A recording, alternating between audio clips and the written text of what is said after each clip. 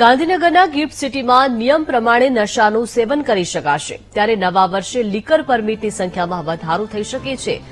ગત 3 વર્ષના આંકડા પર નજર કરીએ તો 12,000થી વધુ લોકોએ હેલ્થ પરમિટ લીધી હતી. સિવિલ હોસ્પિટલ દ્વારા હેલ્થ પરમિટ અપાય છે, જેમાં સિવિલને દર વર્ષે 4 થી 6 કરોડની આવક પણ થતી હોય છે. ગત 3 વર્ષોના આંકડા પર નજર કરીએ તો વર્ષ 2021માં 1,332 નવી પરમિટ કઢાઈ અને 2,411 રિન્યુ કરાઈ હતી.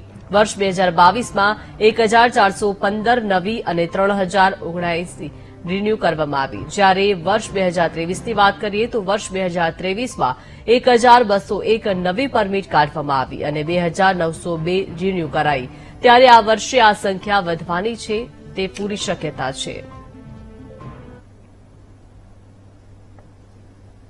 દર વર્ષે જોઈએ તો 350 થી 4100 જેવા લોકો સિવિલ હોસ્પિટલમાં હેલ્થ પરમિટ માટે એપ્લાય કરતા હોય છે અને એમાં જોવા જઈશું તો 25% ફ્રેશ એટલે કે નવી એપ્લિકેશન હોય છે અને અંદાજિત 75% રિન્યુઅલ માટે આવતા હોય છે. સાહેબ, આનાથી સિવિલ હોસ્પિટલને કેટલો ફાયદો થઈ રહ્યો છે? દર વર્ષે જોઈશું તો 4 થી 6 કરોડની વચ્ચે એની ઇન્કમ આરોગ્ય કલ્યાણ સમિતિમાં જમા થતી હોય છે.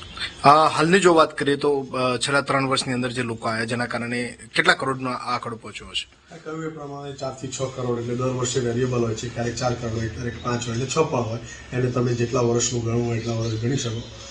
આ પરમિટ માટે શું પ્રોસેસ રહેતી હોય છે ને કયા કારણો આધારે પરમિશન આપવામાં આવે? 40 વર્ષથી મોટી ઉંમર હોય અને ખાસ કરીને જે કોમન સિમ્ટમ્સ અમે જે જોઈ રહ્યા છે, કમ્પ્લેન ઇનફેક્ટ કે ઊંઘ ન આવવી અથવા ખૂબ જ સ્ટ્રેસ રહેવો અથવા લિપિડ ઇમ્બેલેન્સ હોય એવા લોકોને હેલ્થ પરમિટ આપવામાં આવતી હોય છે.